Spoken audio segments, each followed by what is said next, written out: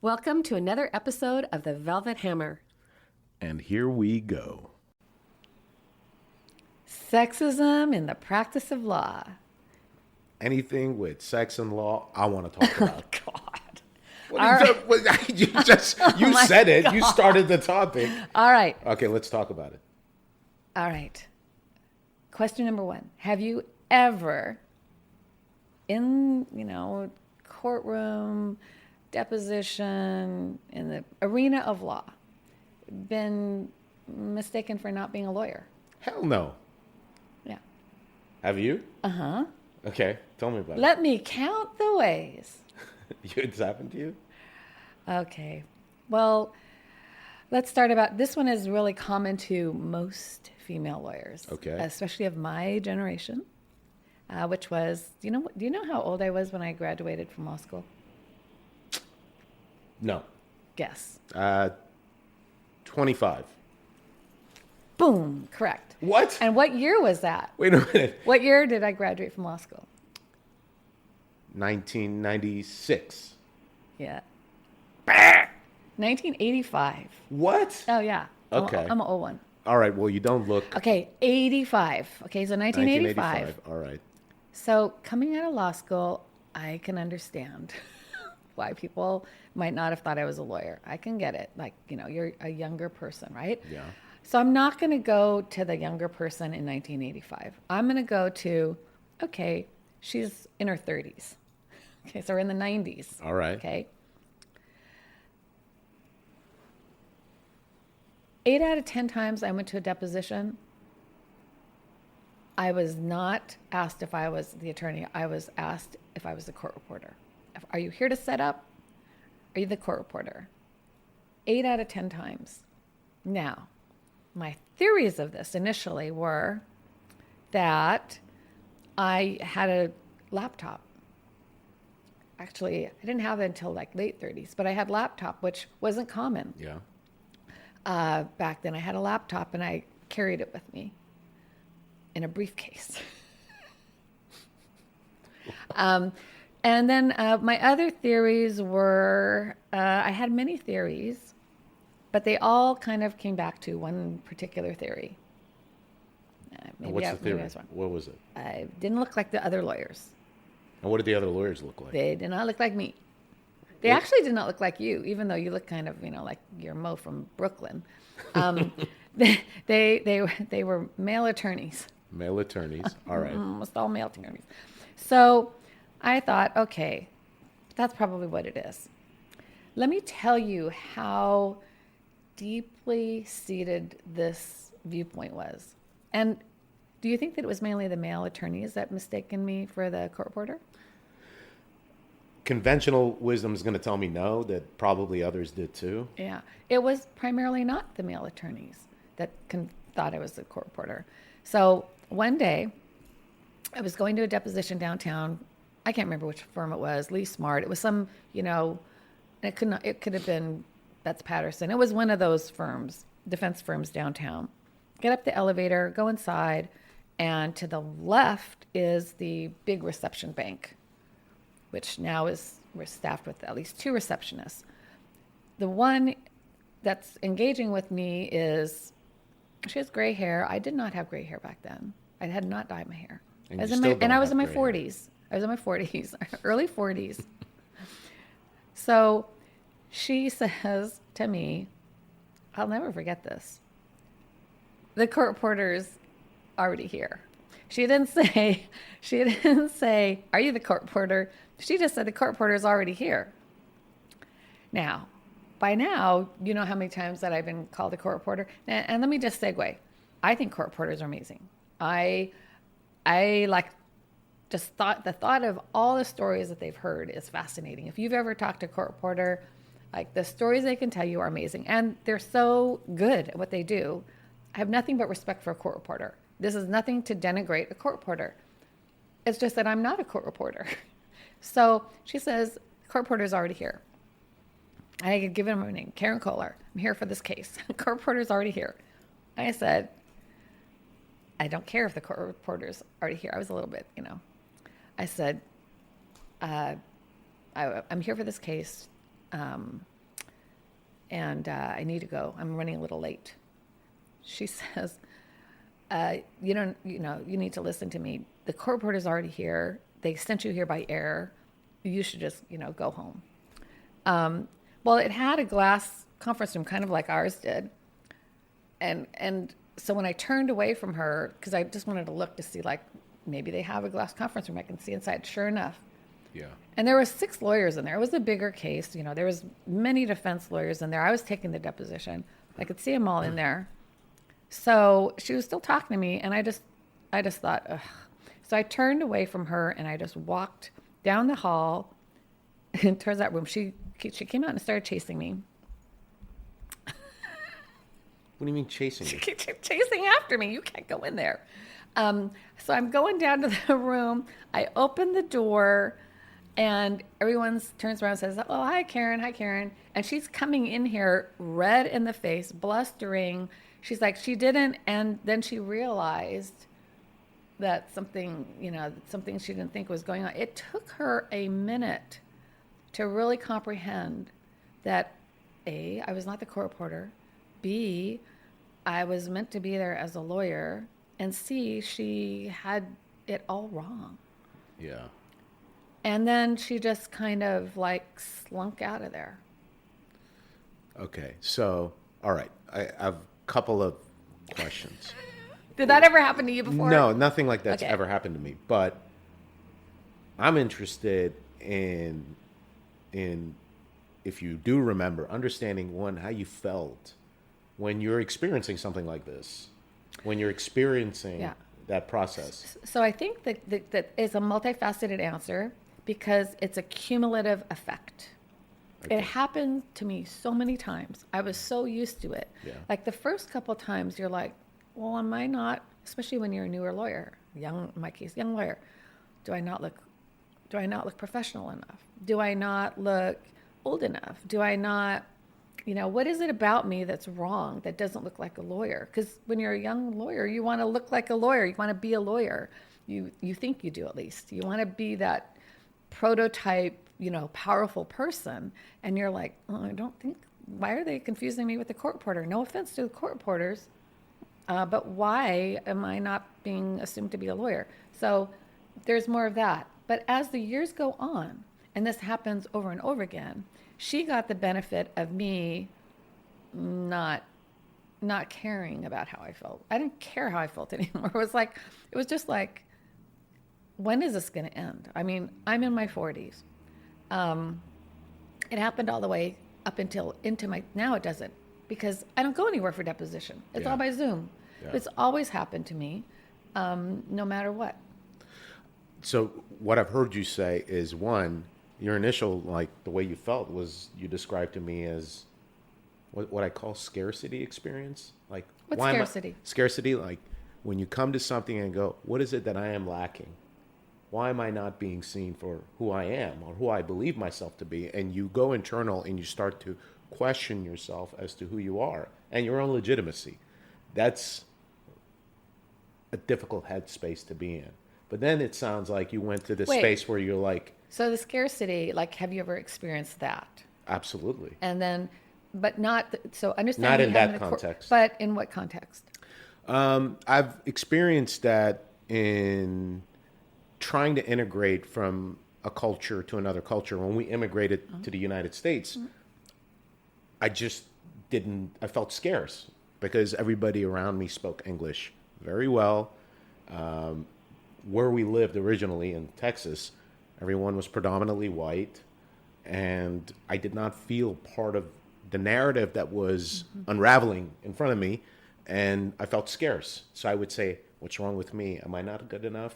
If I wasn't allowed to play in the game, if I wasn't allowed to participate in the activities, that's what I'm talking about. It also, doesn't that feeling also make you feel isolated? Absolutely. It makes you feel othered. I mean, I do like the term othered, and I use it because for me, it means a lot as a person that's been othered. And I see it, happen, of course, to my clients and just in the world in general. But nobody wants to be othered.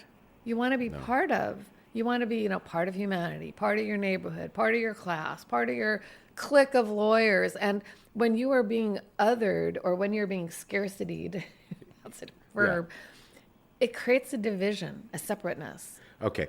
But a light bulb went on in my head because knowing you, I know that you don't want to be part of any group. Well, really. There's that too. I mean. But which came first? Which came first? Was it because I just don't want to be any part of a group? Or was it because any group I tried to be in didn't really fit with me or want me? I mean, you could say that about a lot of artists, a lot of people who felt they were not part of the... But what about a mixed race person? Like a mixed race person, I'm not Chinese enough to be Chinese all the way. I'm not German Jewish enough to be German Jewish all the way. Yeah. I mean, I can't go into one group or the other. I have to be in my own group. I think that... Okay. Iraqi, a guy who, a lot of people, unless they knew my name was Muhammad, they wouldn't assume I'm Middle Eastern. They would assume, like you said, I'm from Brooklyn, or some other. Tell him about what Kathy's parents said when you got married. When you first met the parents. When I first met them, they said they were like. Wait, they're from Texas. They're from Texas, and she introduced. She's like, I'm getting married, and there's this guy, and no, wait, this is before we got married. Oh, yeah. I proposed. I've met a guy. His name is Muhammad. Silence. And then they're like, send a picture, and then she sends a picture, and they're like, well, hell, he looks Italian. So I think that's classic, but I want to go back to what you were talking about. You did the accent so well, right? Just like you said. Yeah. Hail. Hail, you look Italian. They don't say fire, they go fire. They don't say fire, they go fire. That's how it's said. But they love me. And there is a process that I can describe. I think you and I can maybe have some common ground here. When you become like the group, okay, you become a little bit like the group.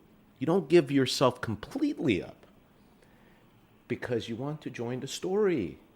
I mean, at the end of the day, we want to be part of the narrative. We want to be part of the story. And you're seeing this story unfold in front of you of lawyers, depositions, cases, and this whole landscape. And you're saying, like, I want to be part of that story because I want to stand up for the little guy. And I want to be part of them. And then you have to start giving something up from yourself. Part of your mom, part of your dad, part of your identity, everything that you were raised with, you have to give up a little bit. That process hurts. I can tell you it hurts. It hurts. Man, you are so more emotionally centered than I am because for me, my suspicion on me and groups and cliques in general is that as a person who's been othered, who is often othered, I'm more pugilistic in my approach. What does that mean, pugilistic? More fighty. So, it's more like, screw your group. I don't want to be in it. I don't want to be in your stupid screw your group because, screw it. I'm gonna go deal with the anger, fighty part of it, rather than be more introspective and accept responsibility for my own, sadness or isolation or whatever. I don't want to feel all that negative stuff. I just want to get out and punch. So that's what I think. And you create your own group by doing that. I do. And then now you've created your own group. True. Right? And that's good. But that's True. good. But, the way that you get there is we're doing it. We're very similar in a lot of ways. Some of our approaches are different, which I think is interesting. Yes. So let's go back to this whole, the whole, you're the court reporter. Okay. I had you read one of my trial diaries, and I've been doing these for, over 20 years. And the one that I had you read was from a case where Paul Whelan, may he rest in peace, had a medical negligence case. It was in Snohomish Superior Court in Everett, Washington, and he had asked me to go do voir dire for him. So I came in to do voir dire, and we had been in court for a couple days. The judge had us back in chambers.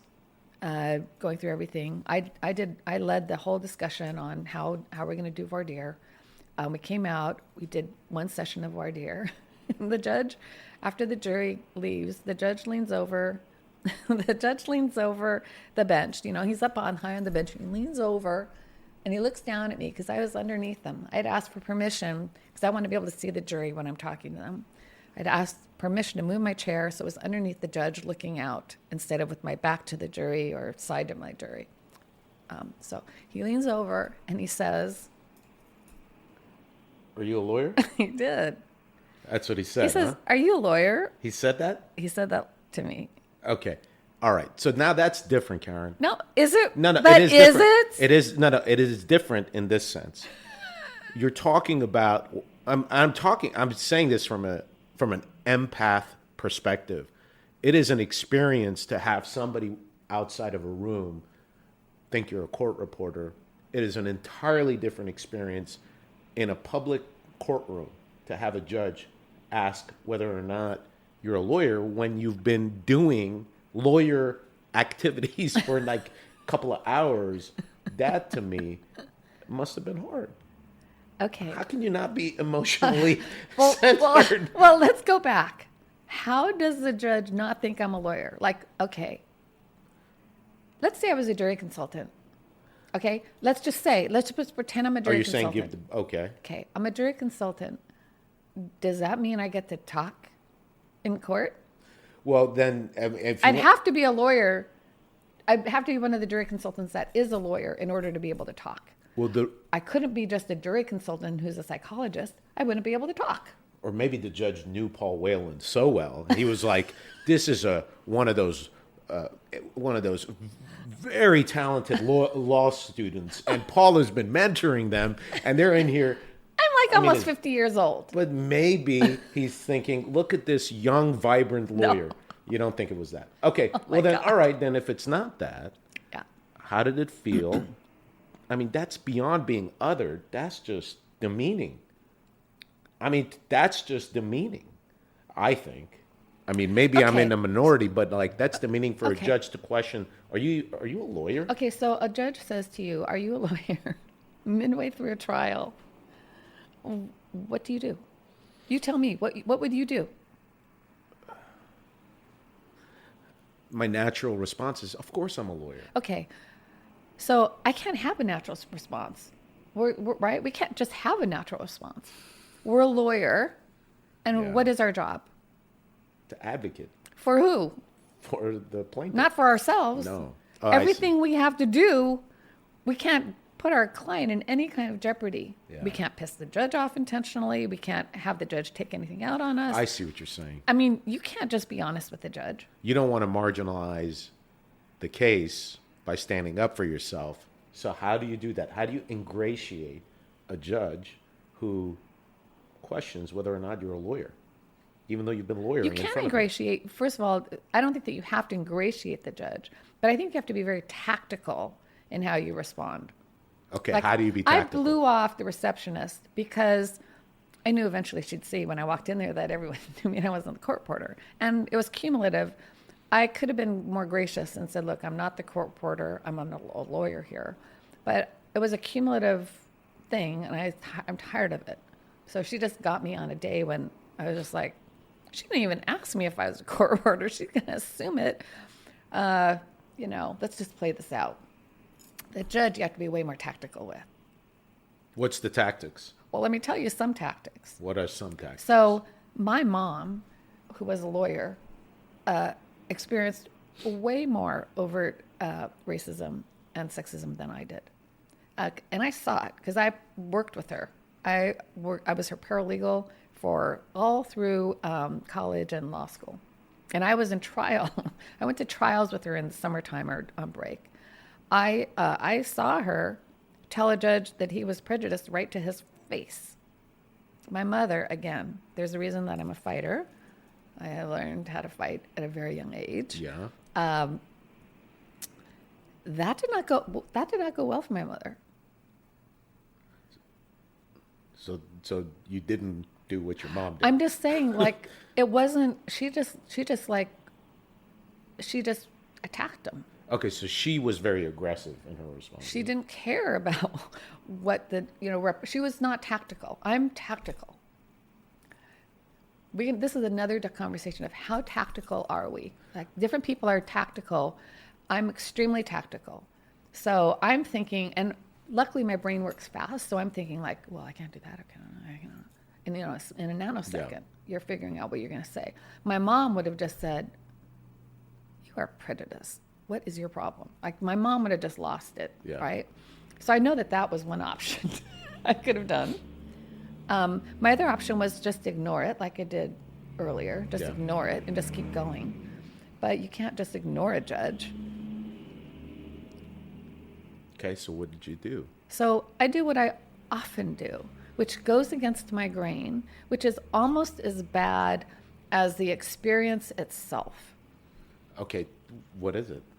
I said, without a pause, without any sense of, why would you even say that to me? Without any indignation, without any pushback, I said, well, yes, Your Honor, of course. Yes, I am. Well, then I don't know what it's like to be a woman practicing law in a courtroom. And I can't even imagine what that would feel like. Well, yes, you can, because haven't you ever been confronted about something very personally, and all you've done is say, yes, because you have no other option. You've given in and just let that dialogue continue because you can't you can't do anything else. Yes, I have. And for me, it's a lot of it has to do with belonging in the profession of practicing law. Unlike many people, I did not grow up thinking, oh, when I grow up, I want to be a lawyer. I did not feel that. I did not have the opportunity to think about those things. For me, my life growing up did not have those privileges of thinking about my future in aspirational terms. I was just living the moment. And sometimes when I passed the bar, and Kathy will tell you this, I broke down and started bawling when I learned that I passed the bar. I don't know why. I didn't even understand why. But I would practice law, and I felt that I didn't belong in the profession. And I felt that for a long time. I didn't go to a fancy law school. I got probably the worst LSAT scores ever. I was not particularly academically minded. I just was not good at those things. Good thing you're telling me this after I've hired you. well, but one thing that I think I realized was that it's okay not to feel like you belong. And I'm just my own guy, I'm my own person, and I'm never going to fit in. And the more I tried wanting to fit in and wanting to belong, the more I felt uncomfortable. I didn't sleep well. But being tactical is another thing. Yes, I have been tactical. I have been,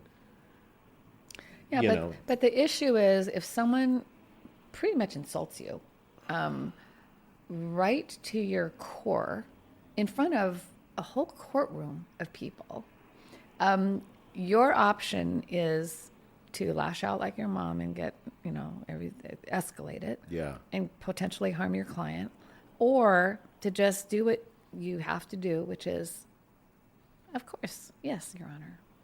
Yeah. As if it didn't even touch you. The one example that it's happened to me was I have challenges with the English language still. And sometimes when I'm talking and I'm speaking in court, I will make mistakes. And in front of a judge, I was trying to refer to documents, and I was saying bait stamp, bait stamp, bait stamp. And I was using the singular and the plural, and the judge was getting frustrated because it's all the same thing. It's Bates. It's a name of a person. But I didn't know this. And I went on and on and on, and he interrupted me. He goes, it's Bates. There was no singular. There's no plural in front of everybody in the courtroom. And I was felt, I think, what you're describing, that sense of like, what do I do? What do I do?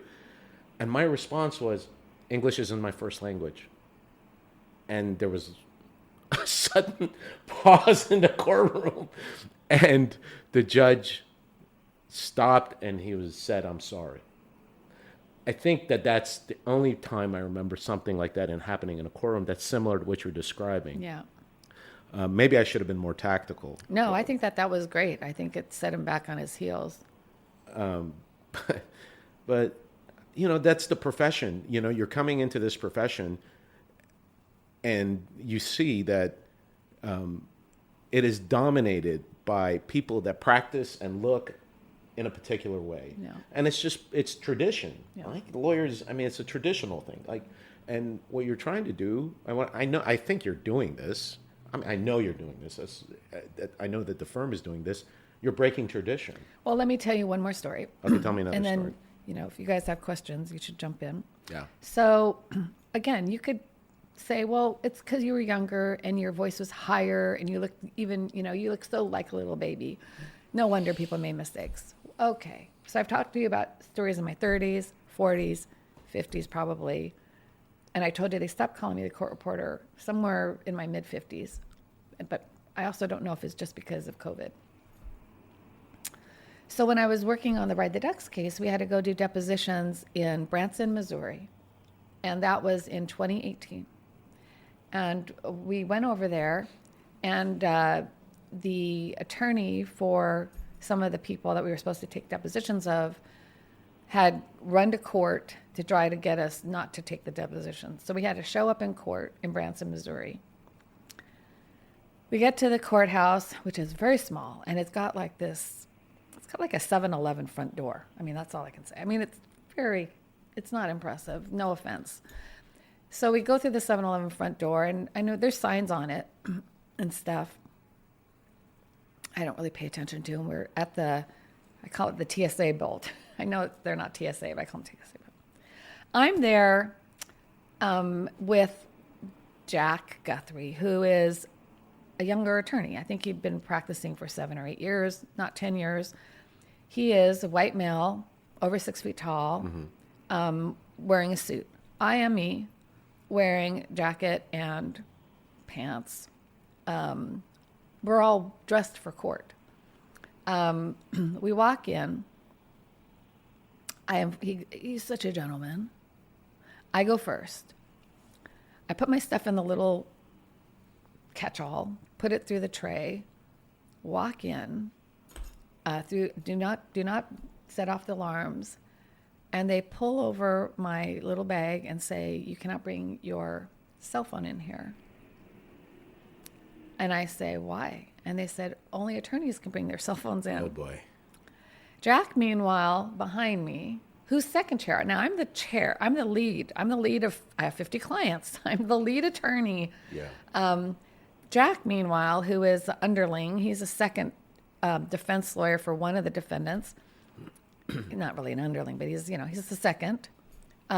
He comes in, no problem whatsoever. I'm standing there looking at them, and Jack says, what's going on? I said, well, they won't let me bring my phone in because I'm not an attorney. And then he says, well, she's an attorney. He's now flushed all the way down. Yeah. Because he's embarrassed. Yeah. Because, he's a decent guy. He's embarrassed because why didn't they think he was not the lawyer? Why did they think I was not the lawyer? So that whole thing happens. That means I'm 58 years old. Okay. But where are you again? Branson, Missouri? I said, what do I need to do? Do I need to tell you my bar number? Yeah. They didn't even want to take my word for it. He had to vouch for me. He had to vouch for you. I think that's true in a lot of places still. I think that's true in a lot of places still. I think that's true. And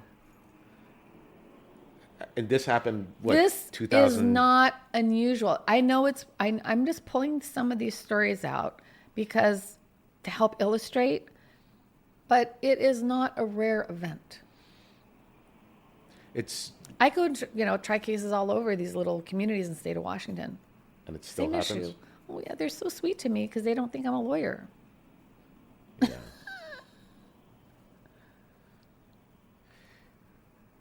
Do you still respond to it in a tactical way, or do you feel like It depends. Like, I didn't have to be tactical there. I just let him defend me. I just listened. I just watched it. But, there are issues here. Like, he needs to respect me. He's a defense lawyer. I'm going after him and his clients.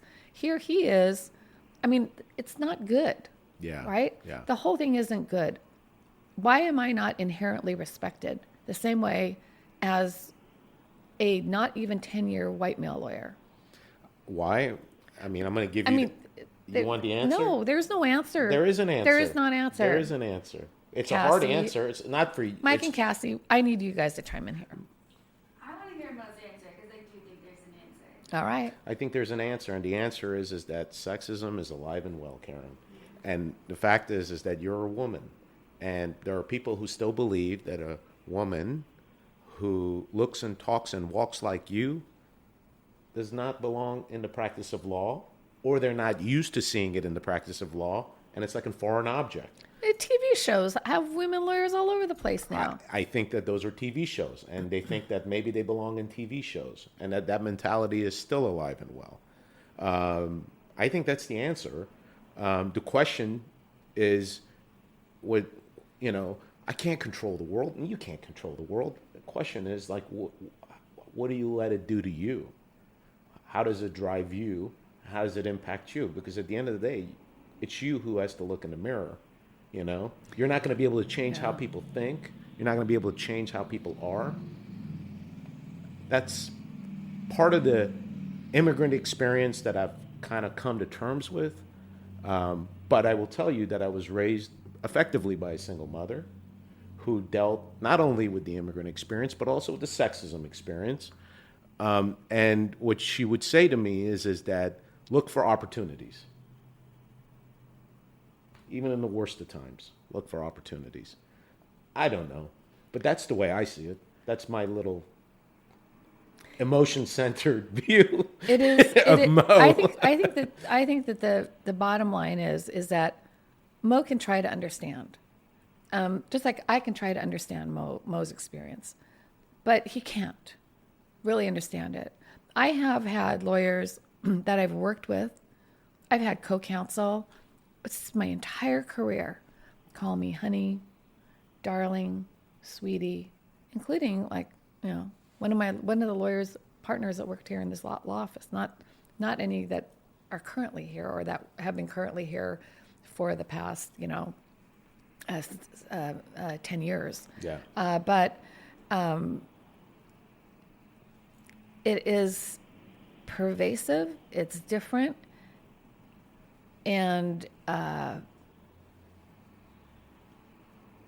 you have to learn to cope with it because otherwise you develop, I would say, a chip, and honestly, even the concept of a chip on the shoulder irritates me because it used to be one of the reasons that I would hear that other men lawyers liked to be around me because I didn't have a chip on my shoulder. Well, I should have had a chip on my shoulder. Like, what's wrong with having a chip on your shoulder if you're being treated like this all the time? The fact of the matter is that the way that I've dealt with it, it's pretty evident, is, I'll tell you one more story. She wasn't even young. This was probably when I was in my 40s.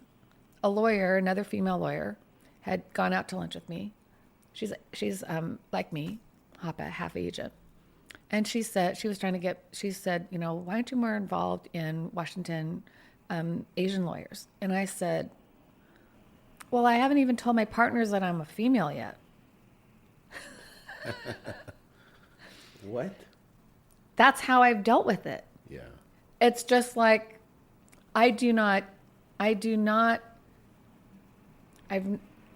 that's the best way I can describe it, is I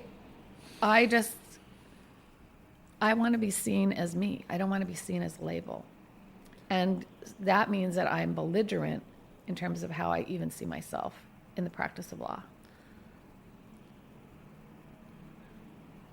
Again, there's a lot of fighting going on with me. I fight a lot.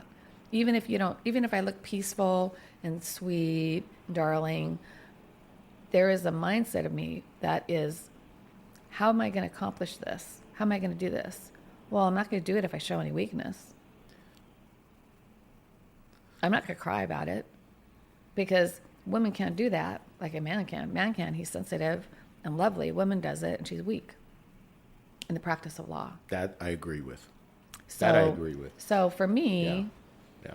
there's just the development of me, and I'm a fairly feminine person, you know? Yes. So that is the other dichotomy, and why some people, I think, don't like me as much or don't trust me, because I don't act feminine all the time. I'm a fighter. They haven't heard of the Amazonians, apparently. No, they haven't. Wonder Woman! My favorite. Look, he's speechless. I'm not speechless. I'm thinking about Cassie, Mike, I need you guys to weigh in. Well, isn't that why they refer to you as the Velvet Hammer? Mm-hmm. That's how you got your name, right? Which wasn't really meant to be flattering. Right. She acts so sweet, but she's going to pound you to the ground. Mm. I made it. I thought it was good, so I adopted it, but it wasn't meant to be like, oh, you know, what a flattering way. Well, you are who you are because the environment required it. Yeah. I mean, if it wasn't for this experience, there would be no Velvet Hammer. Well, I like your attempts at empathy, and I think you do have a lot of empathy, but I like your story, like how you can see and feel what I'm trying to talk about, just as your story, which is way worse than my story, frankly. I mean, your story, your understory is multiple times worse than mine. What you've been through in life, you're a miracle of human goodness. You really are. We'll learn more about your story as things arrive, but your ability to understand it as a male has its limits. Just as my ability to understand what you have will always have its limits. But that doesn't mean we shouldn't try to understand each other. Yeah. Yeah. This was a super serious one. This was a serious one.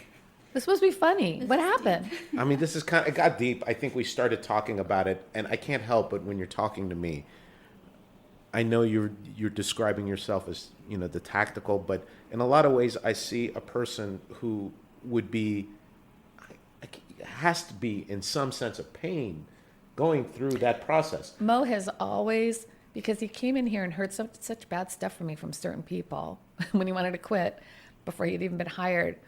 He's always very concerned about how I must be feeling, you know, how bad this must make. And it does. There's times when it makes me feel bad. It also makes me feel very irritated and angry. Yeah. And I know that if you go through counseling, you know, anger is the easy emotion. It masks the hard emotions. But I'm not scared of my other emotions. I feel them. I just feel them, and then I tuck them away, and then I do it. That's the difference between me and, you know, a lot of people is like, I don't ignore those feelings. Like, yes, you tell me crappy stuff. I feel really crappy. Like, wow, I thought people liked me. That really sucks. And then I'm like, I'm going to attack them. But I think what I was going to say was that, I don't know if someone said this to you, but I'm sure someone has, but I'm sorry. Yeah. I'm sorry that you've had to go through this. And it's important to hear that. Yeah. And you shouldn't have had to go through it. He's such a good guy. Man, why are your hands all sticky? Because I'm nervous. Oh my God, why? For what? Because I'm sitting in front of us. We're kind of having a very deep conversations, and we're talking about ourselves, and we're being very vulnerable, which is great. I'm thriving. But a natural consequence of that is a little bit of nerves. Ugh, that was like, we need some we need some wipes for these moments. All right, well, I think that's good. I think we've laid ourselves bare enough for one day. I thought that was good. Okay. Yeah. Should we do a funny one? Do we have time? That was really good, though. Did you I like think that? people will really enjoy listening to that because Well, that's all for today. Until next time.